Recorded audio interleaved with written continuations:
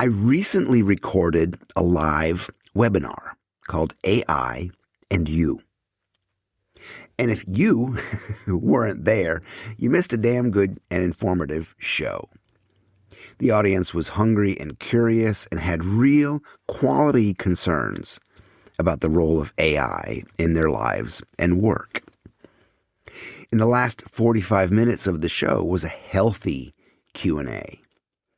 But even in 45 minutes, I couldn't possibly answer all the questions or answer them thoroughly. So here on The Right Questions, I will answer some of these at length. But there were so many good questions that the rest will be answered in part 2 of this podcast next week. And just as a caveat to answering these questions, I am not against AI. I am against you losing your voice. So let's get to this.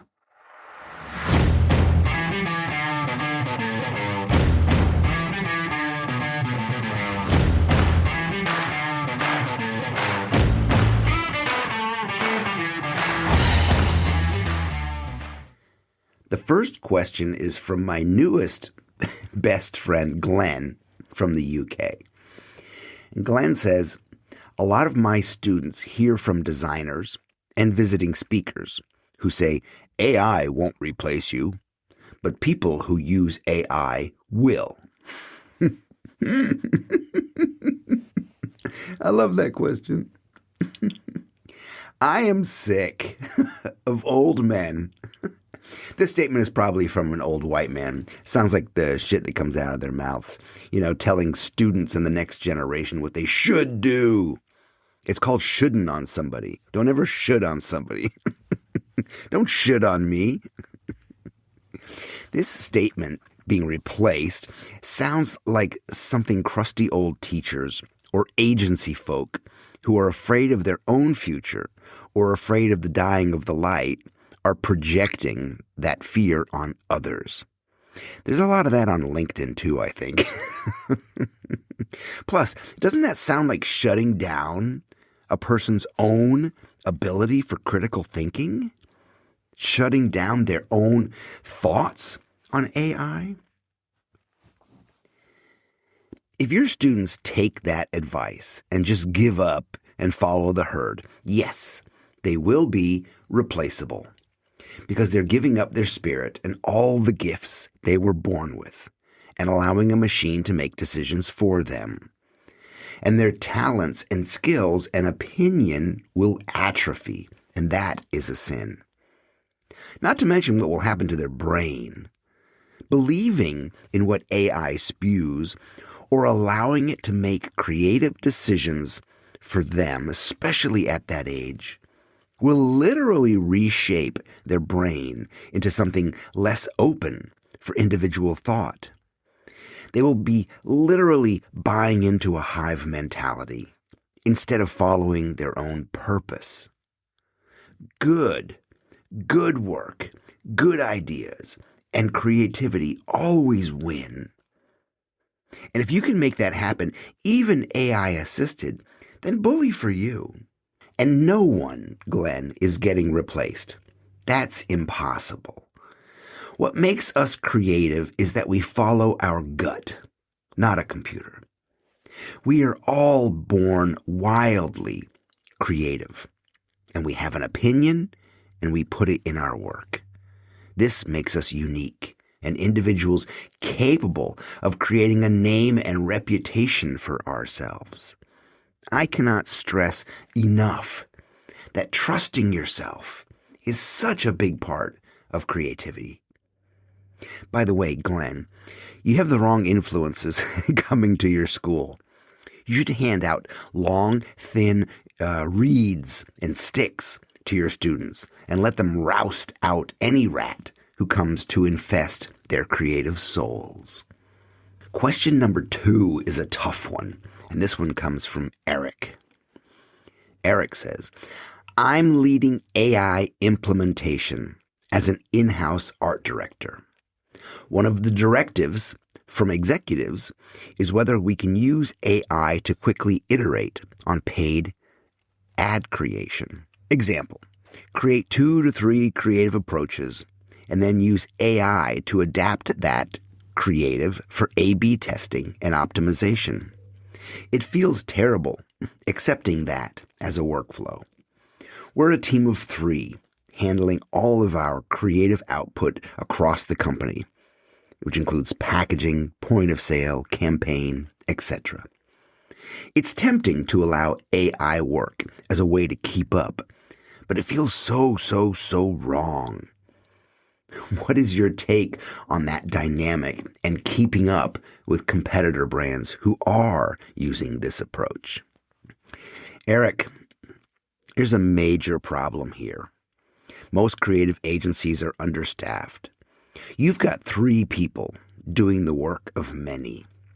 You use the term keeping up, and all I hear is treading water, and I feel for you. But here's the bad news.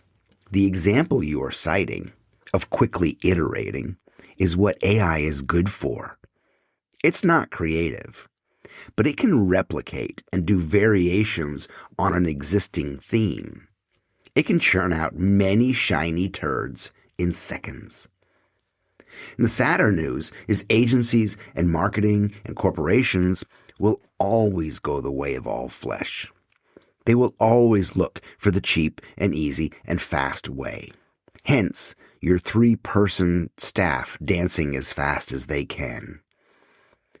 Look at the well-loved Everlane story, a brand built on ethics and transparency, being sold to the hungry trash compactor of fashion, Shein.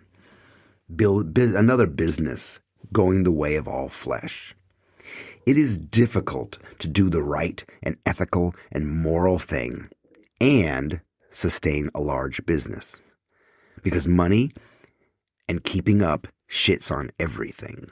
Companies will start, if they haven't already, to use AI to augment creative or replace it if they can. Agencies are historically afraid to trust themselves and trust their teams. Eric, I've always said the worst thing you can do for a client is to give them what they want. Question number 3 comes from Troy. And Troy asks, putting the impact of AI on our craft aside for a moment, when I think about the environmental cost of AI and its impact on communities that are already marginalized and don't have the resources to push back, I struggle to see a genuinely ethical way to use it right now. Considering those 2 things, is it possible to use AI ethically in any circumstance? My answer is thus. No. Considering the environmental impact and how AI data centers are literally being forced down the throats of communities already stressed that cannot bear the extra weight of AI water and energy consumption. And you forgot to add that the people who are bringing this horror into our lives, Zucker fucking Altman and that drugged up Musk guy and Jensen Huang and Peter Thiel, that these are some of the scummiest, greedy douchebags to ever exist on this planet. These fucks and all their companies like Meta and Palantir and Claude and ChatGPT and yes, even Canva and Adobe do not care one shit about you. My dear friends, yes, it should bring you pause. It should be a concern. As far as any ethical and moral hesitancy you may have, you are correct. There is no way to possibly balance that out. And I get it. This podcast is on the internet, and we all use bits and bobs of variations of AI, whether we asked for it or not. But we can be imperfect and still fight the system. And we can even use the system to fight the system. But we need to figure out how to find and join any resistance groups we can. We need to stay informed and not ignorantly drink the Kool-Aid. And not just for our selfish creative pursuits, but for the future of our children. And I say that with all the drama and all the urgency and all the import I can. The next question comes from Niels.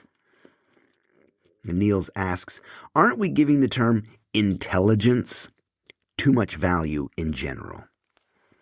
Correct, Neil. AI is not intelligence. That is a misnomer. It cannot dream or prognosticate or understand how the wrongest answer may possibly be the rightest. It has no puns or dad jokes or malaprops, and it cannot feck perfection. It has no trauma that informs its decisions. It has no heartbreak or loss that makes it a really good writer or artist. It has no fear of public speaking or shyness that helps it craft lovely work while holding back the fear. It is a mimic, a very fancy, expensive sideshow trick. It has zero emotional intelligence, no common sense, although most people don't either. It is a pattern recognition and probability prediction machine that regurgitates a good guess. It feels intelligent, but it is ultimately a very sophisticated calculator. It is a very shiny thing, and we are monkeys. But the worst part, the dangerous part, Niels, is that we're using it to second guess our own intelligence. We're using it to figure out things that we should figure out for ourselves. We have begun to collectively doubt and outsource our instincts and our very powerful gut feelings. We're losing the ability to prompt ourselves. We have to ask the ultimate prompt, the ultimate question for creatives. And that is, what do I think? What is my opinion on the subject? Right now, you're thinking, oh man, I wish James Victori could be my mentor, my guru. Hell, I wish he was my coach. Well, you can make that happen. Go to yourworkisagift.com. There's a questionnaire that will probably help you out, but it'll also give you access to a free call. So let's talk. Let's free you from overwhelm and creative frustration. Let's build your business and help you get paid to do what you love. Again, go to yourworkisagift.com. Let's talk. This last question comes from my man, Aaron. Aaron says, it's hard to put trust into a system that you can ask the same question 3 times and get 3 different answers. This is the sad fact that most people don't understand.